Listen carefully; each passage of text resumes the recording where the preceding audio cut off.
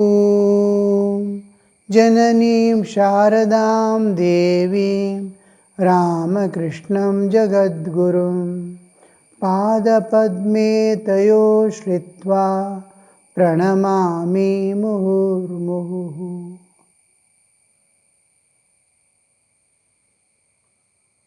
Sri Ramakrishna, listening to the musician's music,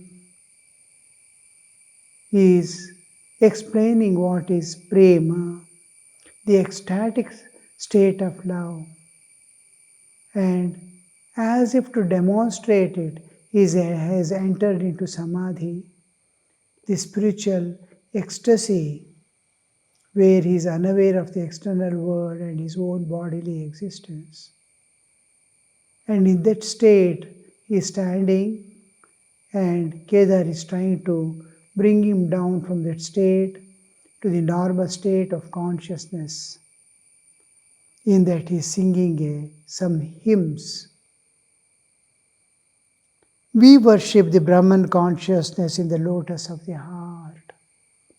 That is the first line.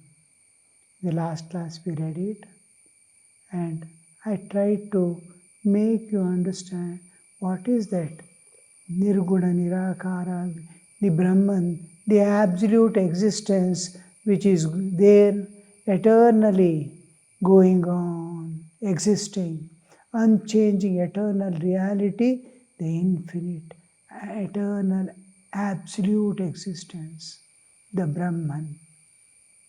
When to meditate upon it, we meditate upon Brahman.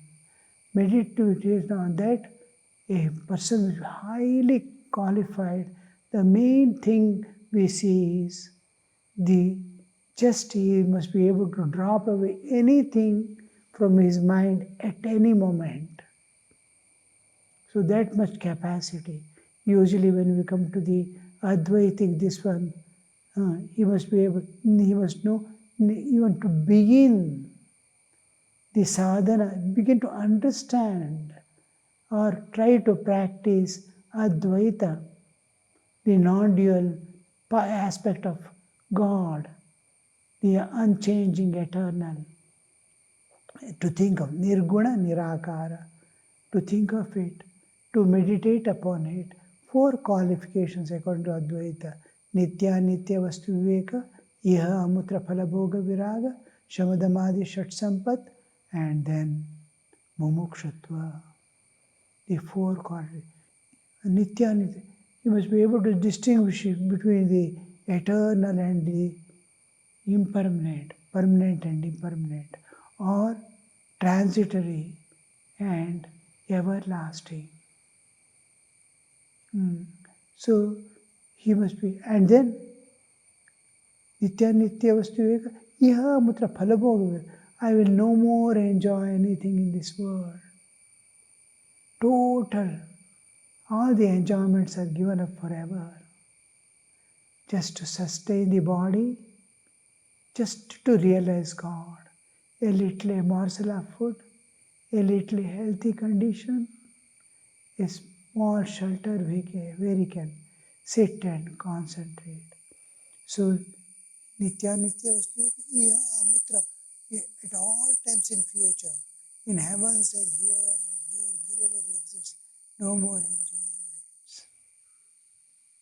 Then Shama Dhamadi Shat Sampat. Shama, Dhamma, Titiksha, Uparati, Shraddha, Samadhana.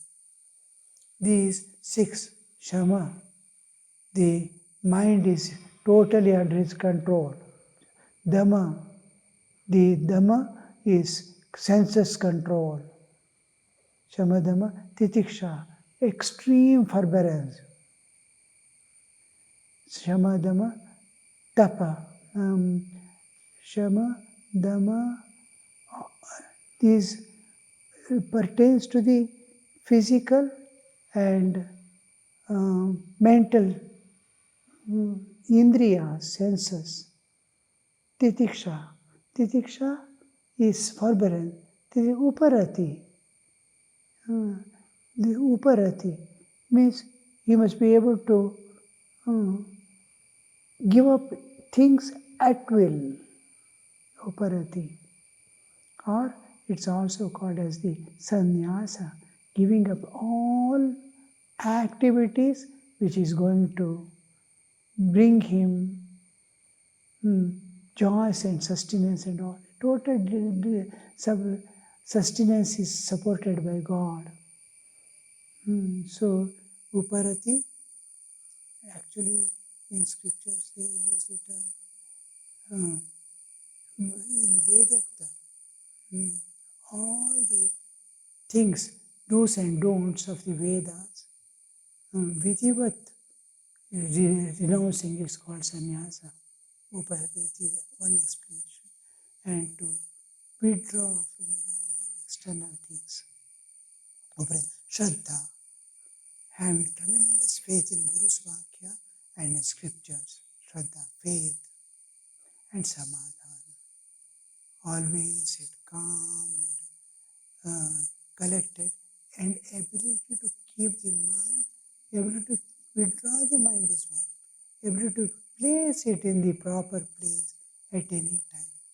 If I want to withdraw the mind from world and keep it at the feet of the God, Uparati, and Samadhana is happening. I am totally placing it, some adhana, rightly placing, firmly placing. So these are the four qualities required to enter into the enquiry of Brahman. With that quality, we can see sadhana.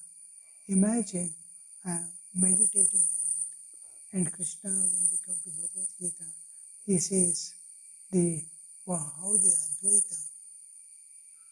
Advaita Sakta Chetasaha, how much klesha is for them. Klesho dhikatarastesham avyakta asakta chetasam. Avyakta asakta chetasam. In avyakta, whose mind is trying to hold on to the avyakta, it is great klesha. Lot of striving, difficulty. It is not so easily happens. It is almost impossible for him. Like that, how it happens. You see, with anything with form, mind can conceive. Within space and time, anything mind can conceive. Beyond time and space, there is no time and space. Time is not there, existence is there. Time is not there. Space is not there, existence is spaceless existence. Spaceless existence, what is it? Mind cannot conceive. In that existence, space appears and disappears. What is it? Spaceless, timeless existence cannot be conceived. Beyond space and time, we cannot know anything. So this, to meditate upon, it's very difficult. It is next to impossible, Krishna says in Bhagavad Gita. So that they are now, we worship the Brahman consciousness in the lotus of the heart. What is meant by the lotus of the heart? When we take inward journey and try to travel within. When we go sleep, we withdraw from the one by one layer, one by one sheath covering my soul. I am transcending or leaving and going inward journey, backward motion. Can I turn this inward? My conscious, I consciously enter into the inner chambers, then it is called meditation. This is sleep. Mind is the consciousness withdrawn. Here, consciousness is not made shrink, doesn't shrink. It is fully, as I am awake to the external world, I go on seeing, diving within, layer by layer crossing. I go inside. This is called meditation. Crossing the one by one layer. Annamaya, bodily existence, Pranamaya, the energy and karmendriyas, and then manas, mind with the senses. Then we enter into the Vijnanamaya kosha, The buddhi with senses is Vijnanamaya Kosha. Mind with five senses is Manomaya Kosha. From Manomaya Kosha entering to Vijnanamaya Kosha is spiritual awakening.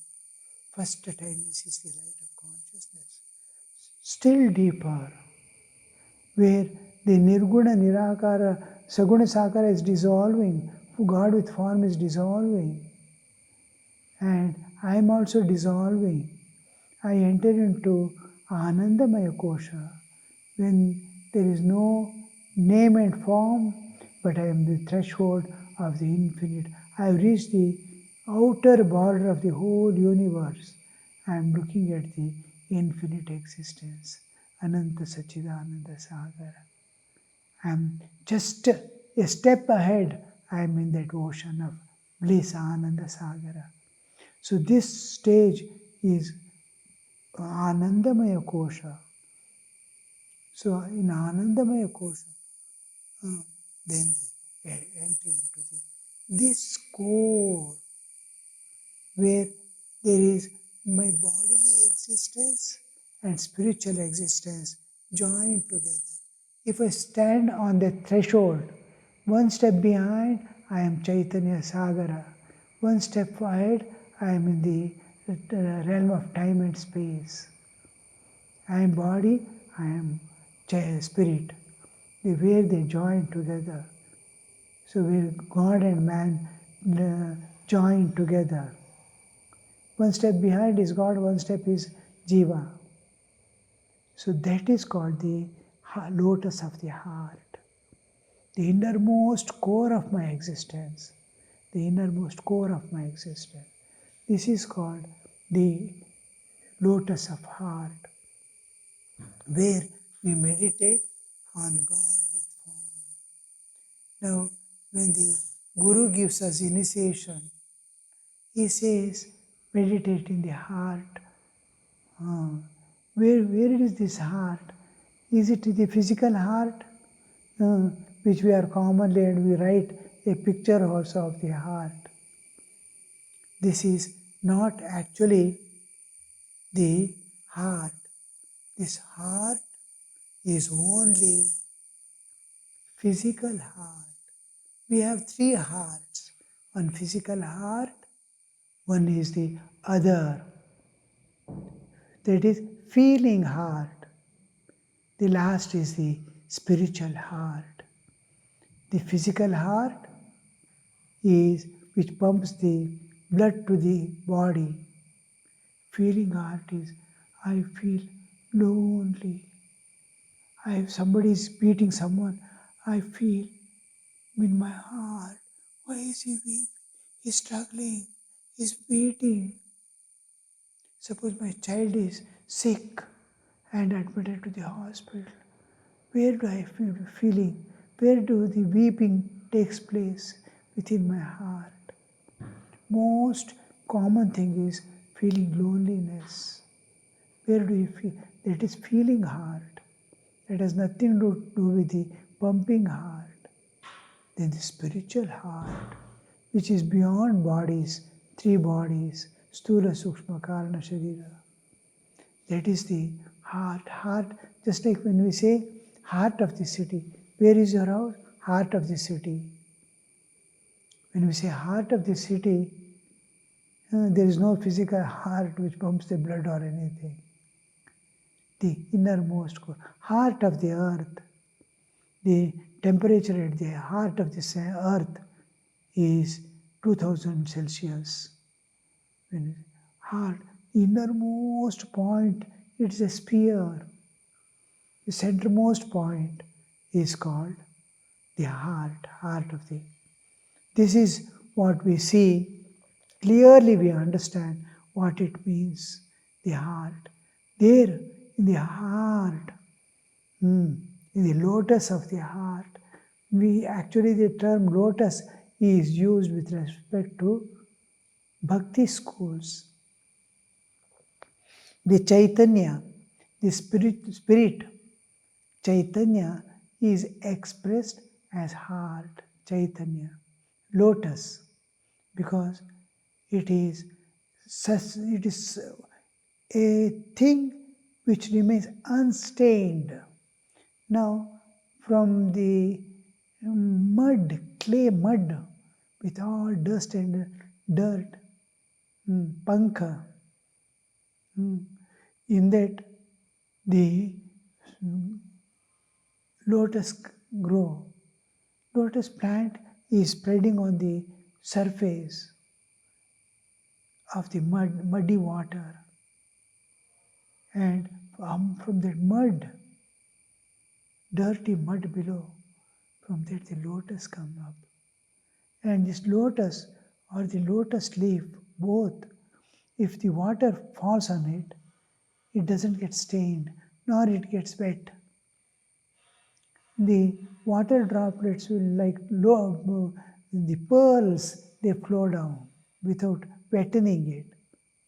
Even if on a body, if water falls, it wettens, but not on the lotus and lotus heart. Leaves. Now, lotus leaf is maintaining its absolute nirliptata. It is nirlipta, like space. Space, you can, if you put fire, roof can get dark, but space doesn't get. If you throw color, it will not, space will not get colored. Nirliptata, nirlepa. You can stain anything in this world. You can't. The air also. Air also can be colored. It carries smell, you see. Though it doesn't get stained, but it can carry smell. It carries smell. Space doesn't. Space gives room for everything. It is not at all affected. Fire is there, it has given room for fire to exist. Fire cannot burn the space. Water cannot wet. And it exists within. Yes, space has given room for that to exist. What a thing you see. It is next to Brahman. Is the space. Then comes air, one by one. Akash, Akashad, Vayu, Vayu, Agni, Agni, Rapa, Advya, Prithivi. One by one it descends. So even water by itself is so pure and clear, but it can take colors. Air cannot take physical colors, but smell it can take. Akasha will never take anything. So what could be the Chaitanya? That it is compared to lotus because lotus has some qualities which can be shown, and it is bliss, ananda. Anybody looks at even a child or an old man, he enjoys that joy. Looking at a lotus, his heart blooms. He is full of joy. So it is joy imparting. It is expressing peace, which is everywhere in the world, whole universe, anywhere, everywhere there is peace, except man's mind. Is the only thing where go anywhere, there is peace. So this peace is represented by the lotus. Whole thing it represents the Chaitanya. What all the qualities the Chaitanya has here, Sat, it is visible, clear. Sat, Chitta, consciousness. It is living. It is living. I may prepare an artificial lotus. It is not living. Life is not there. This is living. There is birth and death. But look at how its life is spreading. So, such Chit Ananda, it is giving Ananda. So, it represents the Chaitanya. Chaitanya is represented by lotus always. Most of the devatas keep it in their hands, lotus. Lakshmi, Narayana, Gada Padma. Padma is there in his hand. Most of the devatas we meditate upon. Even Sri Ramakrishna, if I want to meditate in my heart, I is sitting on a lotus. Means Chaitanya is the adhara of the form.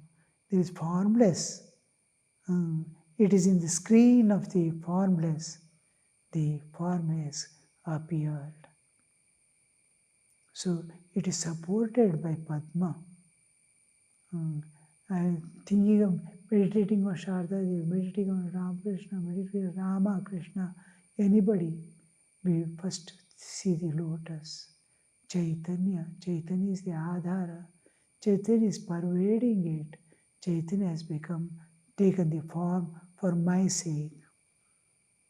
So this is how it is representing the Chaitanya. So in the lotus of my heart, it is a sign, it is an indicator.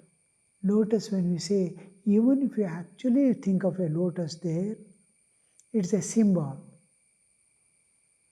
It is symbolizing the exit. Now, symbol of danger.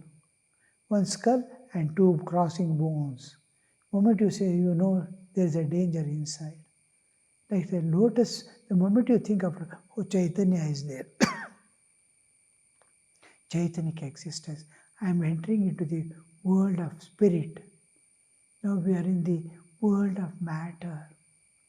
When we think of God, in my heart, I am transcending already the physical world outside. I have left behind. I am entering within to the core of my existence, what we call the heart.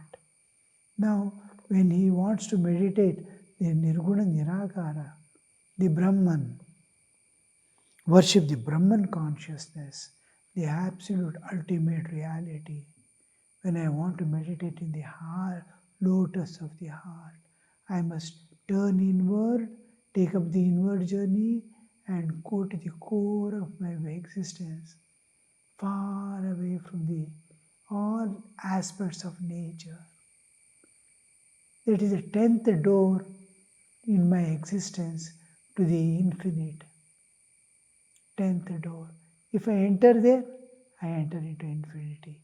That's what happens when we sleep also. All the senses, mind, everything go back to the heart. When I sleep, my mind is coming down from the office room to the home. Its own mind comes down. All things come back and reach there. My whole existence is going to the causal and beyond. And there I am in that lotus of my heart. Heart is the innermost place. There the lotus, Chaitanic existence. Now if I stand on the threshold, I can see the other side also. From far, what is inside cannot be known. As what is there in the room, we cannot know. As you come closer, more and more of it is visible. Sri Ramakrishna explains, a wall is there. What is avatara? He explains. What is avatara? There is a wall, vast wall. And there is a small, what is beyond, outside that great wall? Nobody knows. Then he says, there is a hole in the wall from which the other side, vast infinite existence can be seen. That hole is the avatara. In and through the avatara, I am seeing the infinite Brahman. Similarly, deep within me, when I take the inward journey and go within, when I go to the core of my existence, that is the 10th door, the whole. It is that the heart from where I enter into infinity is called thumb size. It is thumb size. Thumb size is the door. Angushta matram. Angushta. If you go to the deep, there is Angushta matram. space. And that is the whole from which you emerge into the infinity. So there he is going to meditate in the heart, in the lotus of the heart. Lotus of the heart, because you are able to see the Chaitanya standing on the threshold, you can see the whole of the room. So this is the where the Brahman can be conceived. Means how deep I have to go. These are all words. These are hymns. Even in our Ramakrishna Sampradaya, when we are doing worship, puja, Hridaya Kamala Madhye Rajitam Nirvikalpam. In the background of Nirvikalpa, Sri Ramakrishna is there. In the infinite, eternal existence, Satchidananda is appeared in this universe in that form. Hridaya Kamala Madhye. Hridaya Kamala, we saw what it is. In the core of my existence, Hridaya Kamala Madhye Rajitam Nirvikalpam is gloriously present there. Nirvikalpam is Nirvikalpa. There is no name, form, Nirguna Nirakara. And Nirguna Nirakara is there deep within me. So that, and it is manifested as Sri Ramakrishna. Rajitam Nirvikalpa. Sada Sada Khila Bhedatitam. Sat and Asat. And the universe is Asat. Asat means it is Mithya, appearing to be. Asat, Asat. Sat is absolute existence. Asat is which is appearing in that and disappearing. Not different from it. Like ice, water, ocean, part is becoming ice and dissolving back. When the ice is formed, it's same water, except water, nothing is there in that ice. Water has become ice and it is dissolving back. God has taken the form and is dissolving back. Sadasaka Akhila Bhedaditam. Beyond all these dualities, he rests there. So always we meditate either with form or without form in the core of our existence, and it is called the lotus of the heart. Om Shanti Shanti Shanti Hari Om Tat Sat Shri Ramakrishna Arpanamastu.